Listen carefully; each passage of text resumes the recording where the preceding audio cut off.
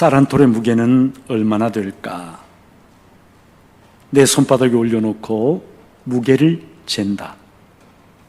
바람과 천둥과 비와 햇살과 외로운 별빛도 그 안에 스며네.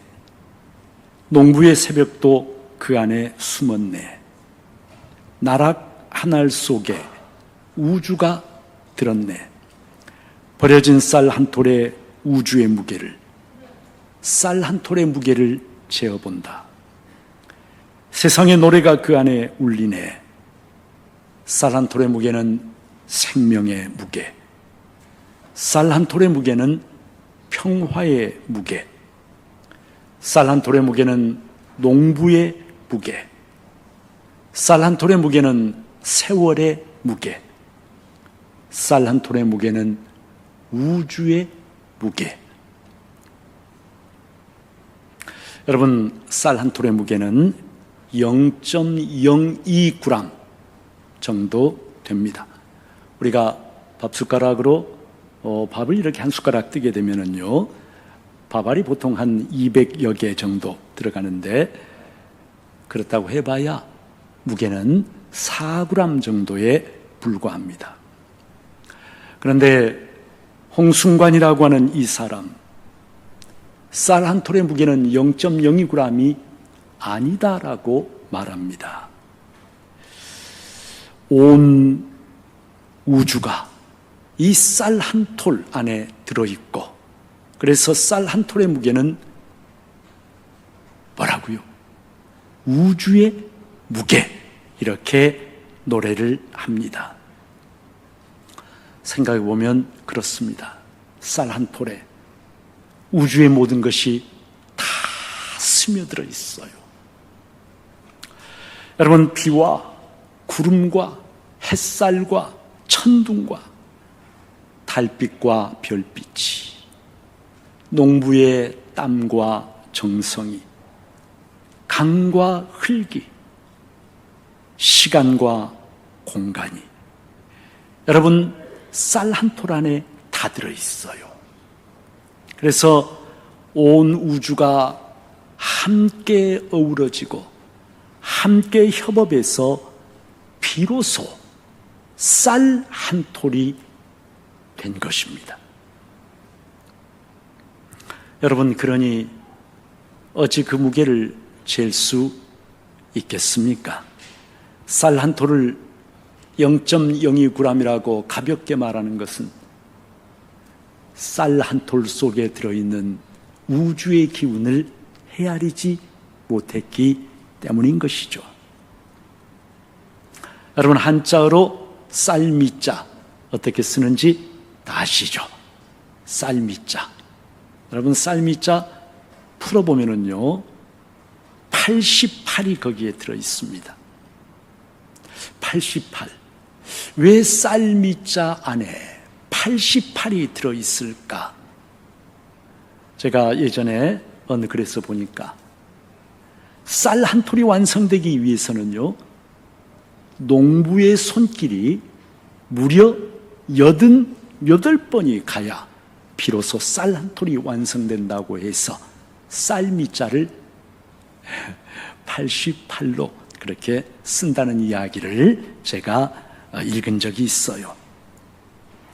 여러분, 성경은요, 열매로 시작해서 열매로 끝나는 책입니다. 창세기 서두에서 여러분, 하나님께서 에덴 동산을 창설하시고 거기에 하나님이 금하신 하나의 나무, 선악을 알게 하는 나무의 열매를 먹지 말라라고 말씀을 하시는데, 인간이 그 열매를 따먹음으로 해서 인간의 타락의 역사가 시작이 되죠. 그리고 성경 마지막 장이 요한계시록 22장인데 타락에서 죄와 죽음의 권세 아래 영원히 죽을 수밖에 없는 우리 인생을 하나님이 어떻게 살리시는지, 그래서 요한복음 22장 마지막 장에는요, 하늘의 성 새 예루살렘에 있는 생명나무 열매에 대해서 말씀하시면서 성경의 이야기가 마무리됩니다.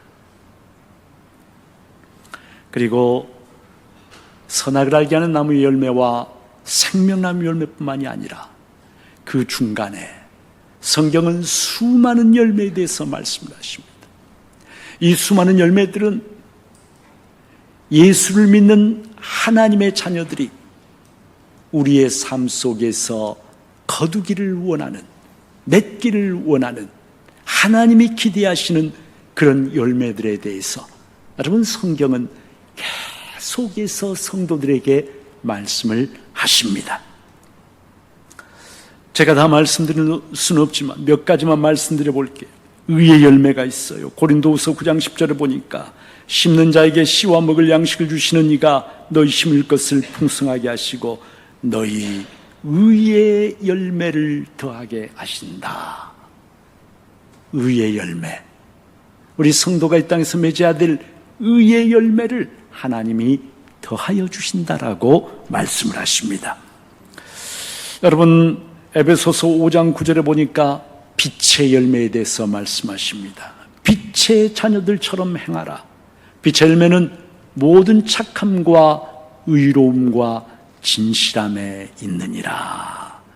더 이상 어둠의 자녀가 아니라 이제는 하나님의 자녀이고 빛의 자녀인데, 빛의 자녀라면 빛의 열매를 맺어야 하는데, 빛의 열매는 모든 착함, 그리고 의로움, 진실함.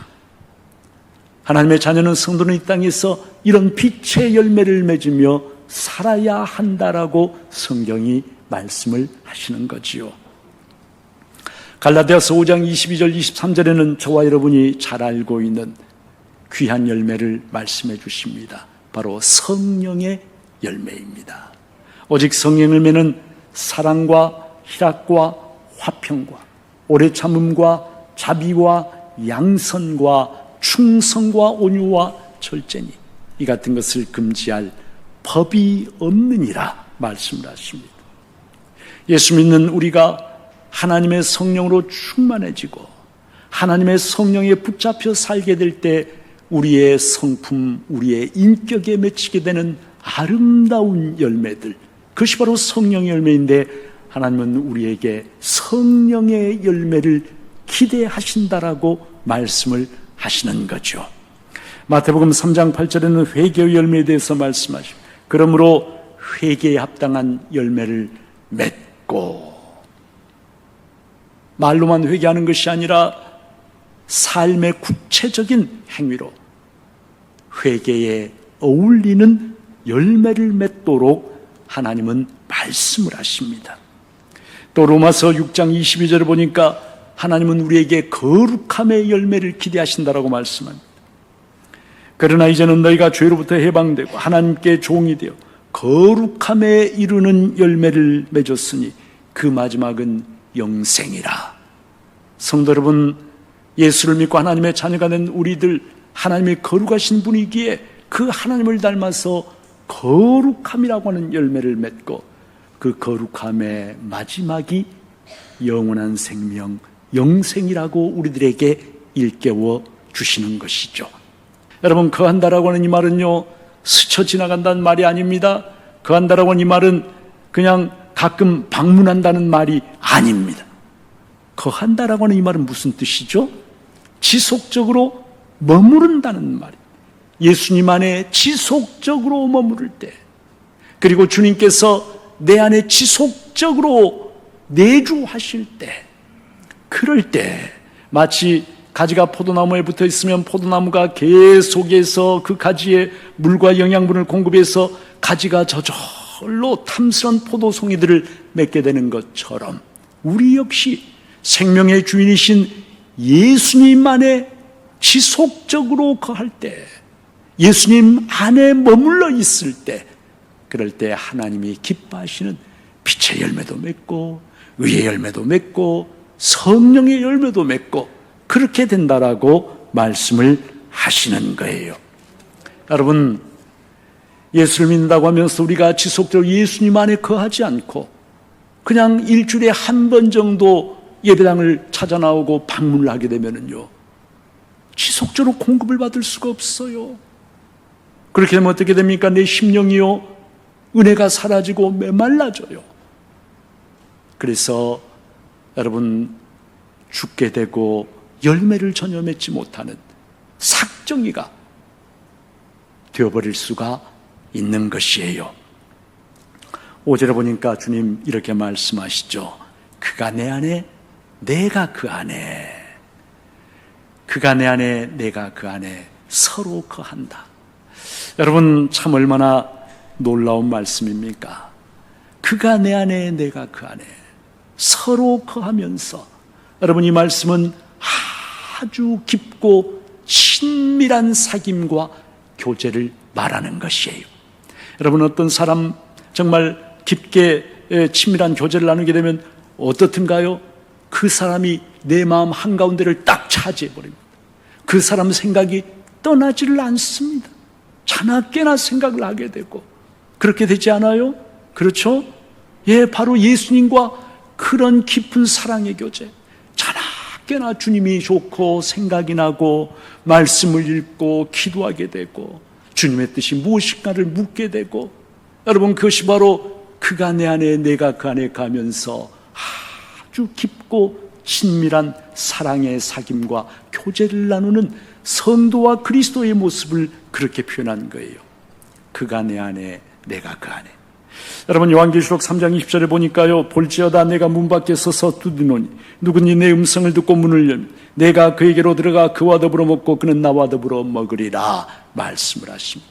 여러분, 오해하시면 안 돼요. 우리는 이 말씀을 종종 예수 믿지 않는 사람들에게, 자, 예수님이 당신 마음 밖에서 지금 노크하고 계시는데 예수님을 영접해 드리시면 구원받게 됩니다. 하나님의 자녀가 되게 됩니다. 하늘의 온갖 복을 누리게 됩니다. 전도할 때 믿지 않는 사람에게 종종 요한계시록 3장 20절을 인용해서 설명. 물론 틀린 건 아닙니다. 그러나 여러분, 성경의 문맥을 보면은요, 이 말씀은 믿지 않는 자에게 주신 말씀이 아닙니다. 그럼 누구에게 주셨을까요? 이 말씀은 라오디게아 성도들에게 주신 말씀입니다. 주님께서 너희가 차지도 않고 덥지도 않다. 너무 미지근하다. 미지근하다. 여러분, 무슨 말씀? 라오디게아 성도들이 예수님을 마음의 중심에 모셔드리고 그가 내 안에, 내가 그 안에 거하는 그러한 삶이 아니라 예수님을 믿는다고 말하면서도 라오디게아 성도들은 예수님을 문 밖에 세워 놓았다는 것입니다.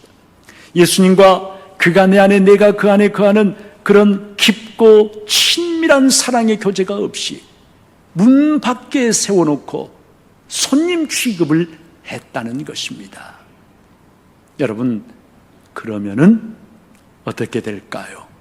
그러면은 하나님이 기뻐하시는 그런 열매를 결코 맺을 수가 없게 되고 결국은 삭정이가 되고 말라 비틀어져서 버림받을 수밖에 없다라고 말씀을 하시는 거지요. 8절에 보니까 너희가 열매를 많이 맺으면 내 아버지께서 영광을 받으실 것이요 너희는 내 제자가 되리라 말씀을 하십니다. 하나님은 우리가 예수를 믿고 난 뒤에 풍성한 열매를 맺기를 원하시는데, 여러분, 오늘 1절에 보니까 내 아버지는 농부라. 농부. 여러분, 농부가 가을에 들녘에 나가서 무엇을 기대하겠습니까? 많은 열매를 기대하지 않겠습니까?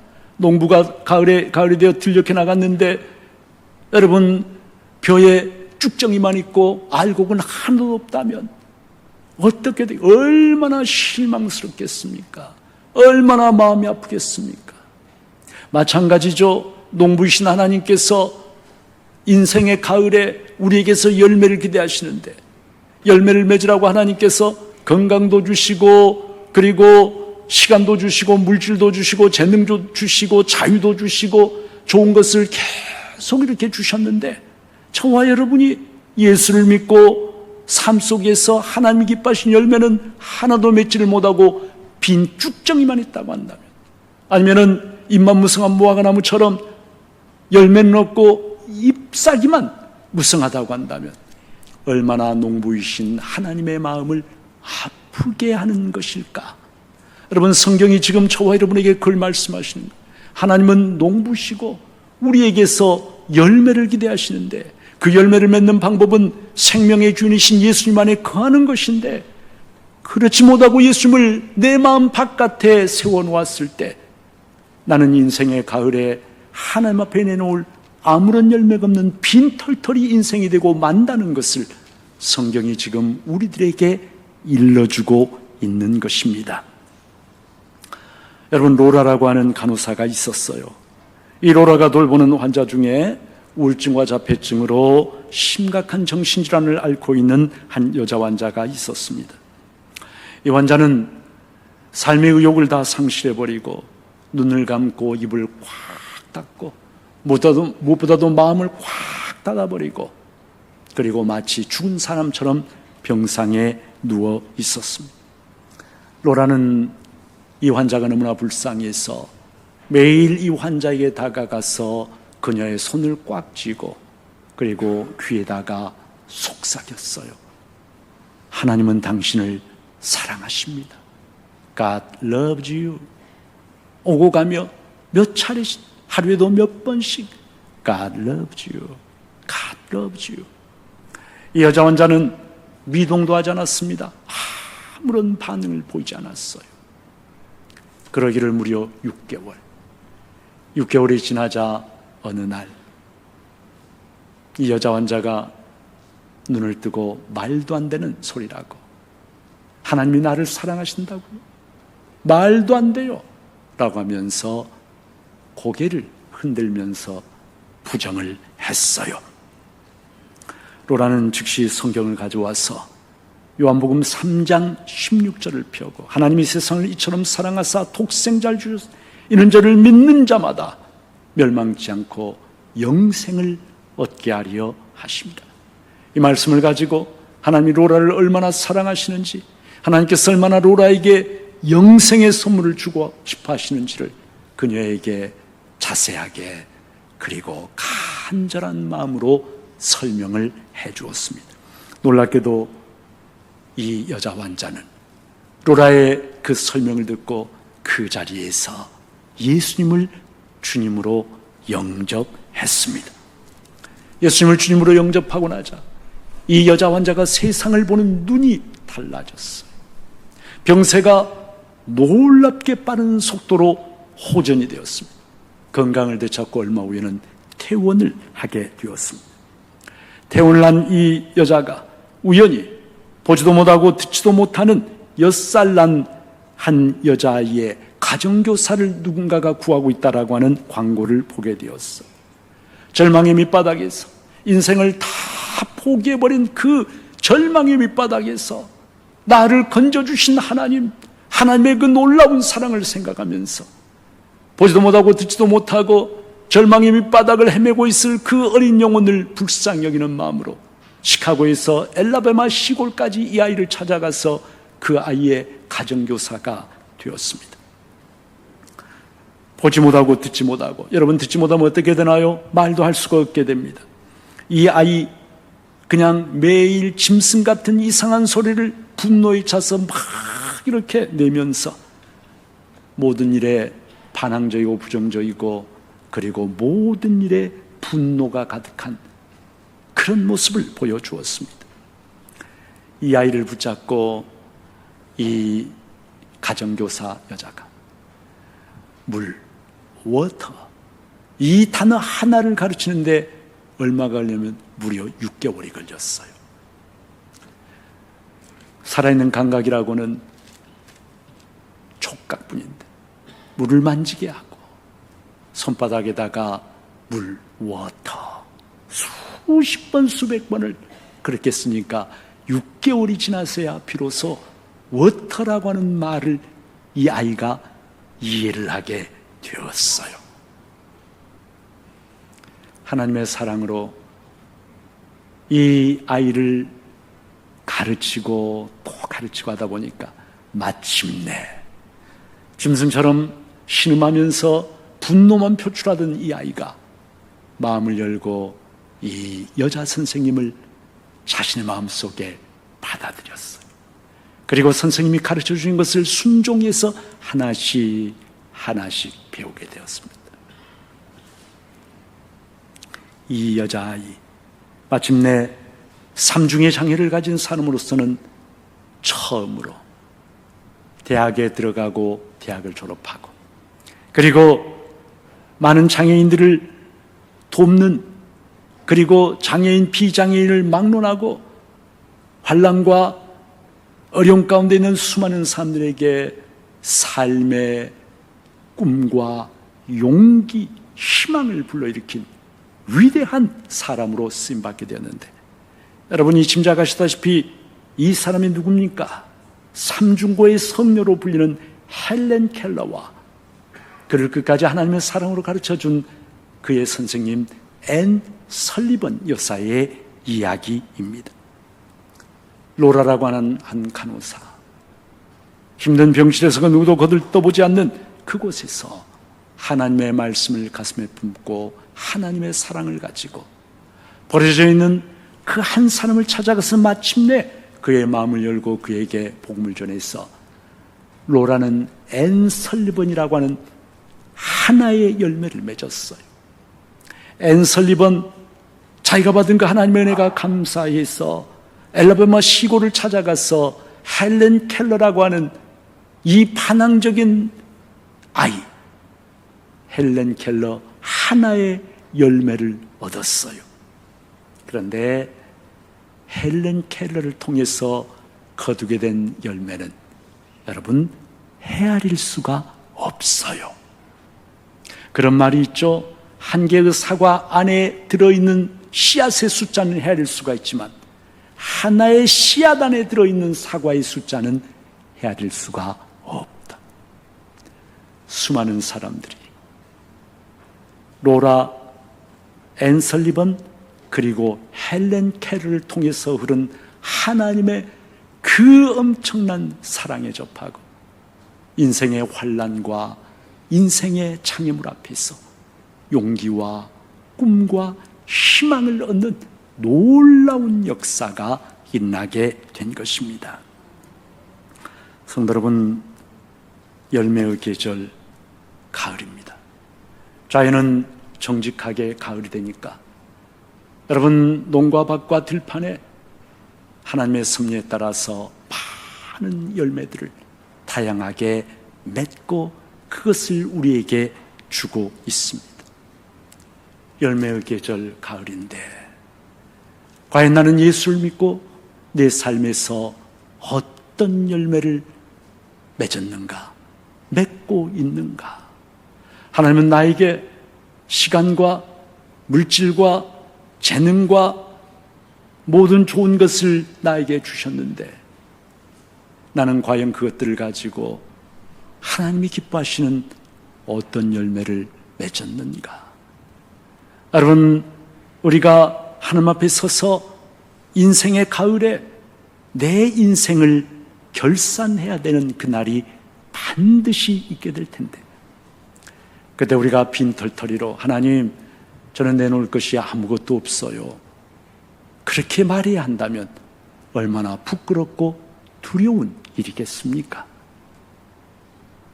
사랑하는 우리 성도님들, 예수 그리스도를 사랑하고 은혜를 갈망하고 말씀을 붙잡고 예수님 안에 지속적으로 머무르며 예수님과 친밀한 사랑의 사귐을 나누게 되면 우리의 삶 속에 하나님이 기뻐하시는 의의 열매도 맺히고 빛의 열매도 맺히고 성령의 열매도 맺히고 그렇게 될 줄로 믿습니다. 바라기는 열매 없는 빈털터리 인생이 아닌, 하나님 앞에 책망받는 인생이 아닌, 하나님이 기뻐하시는 열매를 맺어서 하나님을 기쁘시게 해드리는 중부의 귀한 우리 성도님들이 다 되시기를 주님의 이름으로 여러분 모두에게 축복합니다.